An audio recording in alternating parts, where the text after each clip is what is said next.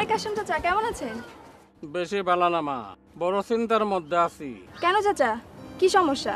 কিছু তথ্যের লাগিয়া অনেকদিন ধরে হাসপাতালে ঘুরতেছি, কিন্তু তথ্যগুলো হেরা দিতেছে না। চাচা, অবশ্যই তথ্য পাওয়ার অধিকার আপনার আছে, আপনাকে তো তারা তথ্য দিতে বাধ্য। কিন্তু হেরা কয় হাসপাতালে কোনো তথ্য চাওয়ার অধিকার নাকি আমার নাই। চাচা, সরকার তথ্য অধিকার আইন জারি করেছে, সেটা কি জানেন? না তো মা, সে আইন দিয়ে কি হয়? সেই আইনে আবেদন করলে আবেদন পাওয়ার পর 20 থেকে 30 কার্যদিবসের মধ্যেই তারা আপনাকে সকল তথ্য দিতে বাধ্য। কও কি মা, খুব ভালো আইন তো।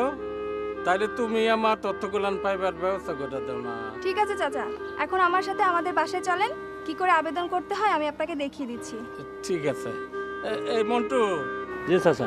এই শিলুদের বাড়িতে একটু আছে। আচ্ছা।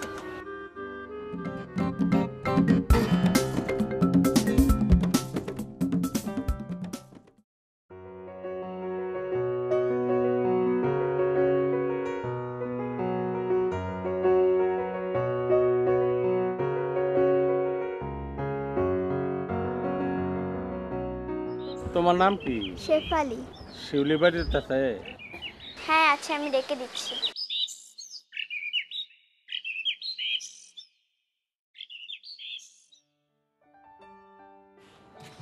আসসালামু আলাইকুম চাচা।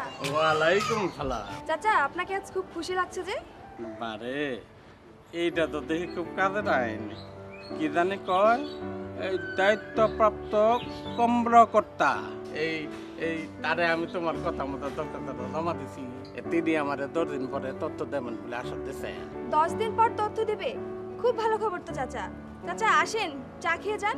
না মা, আজকে চা খাইতাম না, বাজার বহুত কাম আছে। আচ্ছা চাচা।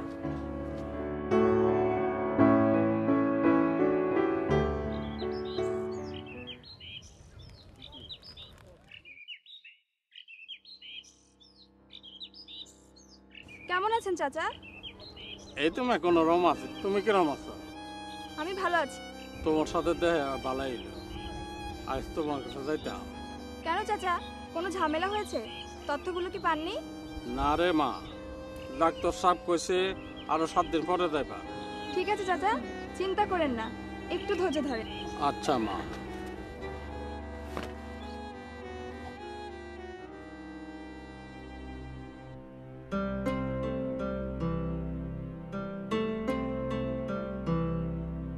চাচা, চাচা, চাচা আপনার কি শরীর খারাপ? মাগো, শুনে বেশি ভালো না, তাই দেখা করতে পারি নাই। আসো, ভেতরে এসে বসো। না চাচা, বসবো না। অনেকদিন আপনার খবর না পেয়ে দেখা করতে এলাম। চাচা, আপনার তথ্যগুলো কি পেয়েছেন? না মা, ডাক্তার সাহেবের বাপ সব কিছুই বলতেছে না। এক কইছে তদন্ত কমিটি কইরা নাকি আমার তথ্য দেবে। আহারে, তথ্য দেবে না তো একদিন ঘোরাচ্ছে কেন? চাচা, হতাশ হবেন না। দায়িত্বপ্রাপ্ত কর্মকর্তা তথ্য না দিলে সিভিল সার্জনের কাছে আপিলের বিধান আছে। দেখি তিনি কি করেন। না রে মা, এত ঝামেলা বাদ দাও। সিভিল সার্জনের কাছে নালিশ করলে আমার যদি কোনো ক্ষতি হয়। চাচা, নালিশ বলছেন কেন? এটাই তো আইন। আর আপনার কেন? ওই ডাক্তারের তো ক্ষতি হবার কথা। তথ্য অধিকার আইনে বলা আছে, যে তথ্য দেয়া যাবে না তা 10 দিনের মধ্যে লিখিতভাবে জানাতে হবে। তা না করে দায়িত্বপ্রাপ্ত কর্মকর্তাই অপরাধ করেছেন। তাই নাকি মা? এই বেটার কি শাস্তির বিধান আছে কেউ দেখি। আচ্ছা চাচা, আপনি তথ্য না পেলে আপিল করলে আপিল কর্তৃপক্ষ 15 দিনের মধ্যে আপিল নিষ্পত্তি করতে বাধ্য। আবার উল্টাপাল্টা তথ্য দিলে আপনি তথ্য কমিশনে অভিযোগ করতে পারবেন। সেখানে শুনানি শেষে আপনার পক্ষে রায় হলে আপনি তথ্য তো পাবেনই, আর তথ্য দিতে বিলম্বের দরুন প্রতিদিন 50 টাকা হারে 5000 টাকা পর্যন্ত তার জরিমানা হবে। বাহ, ভালোই তো। তোর ডাক্তারের শাস্তির কোনো দরকার নাই, তথ্যগুলো পাইলেই আমি খুশি।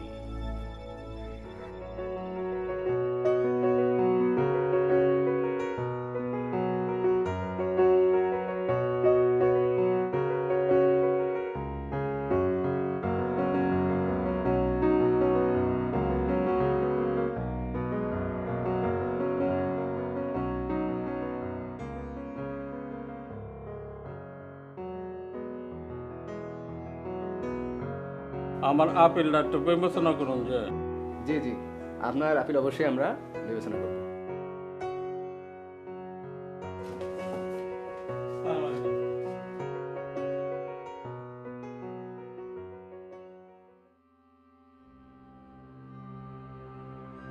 অভিযোগকারী জনাব মোহাম্মদ কাশেম ব্যাপারী হাজির।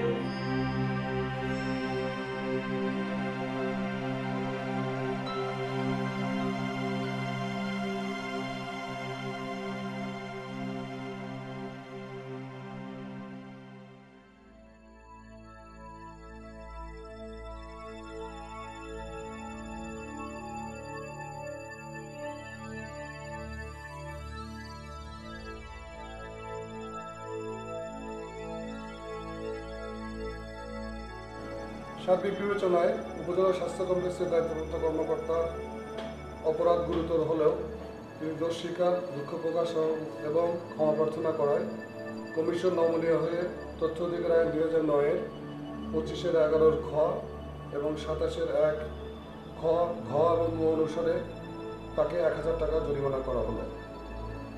সিভিল সার্জন এবং আপিল কর্তৃপক্ষ আইন অনুযায়ী নির্ধারিত সময়ে তার দায়িত্ব পালন না করায় তাকে তিরস্কারপূর্বক ভবিষ্যতের জন্য সতর্ক করা হলো।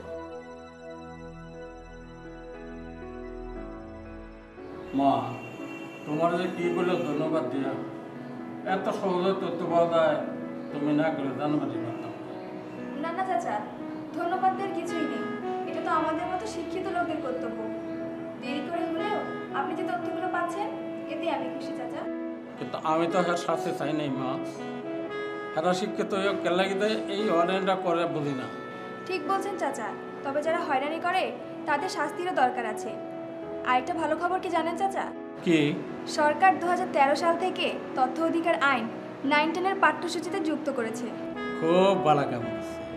এরা সুরতন এই আইন শিক্ষা চাকরি ঢুকে দেব আর আমগর কোনো হয়রানি করতে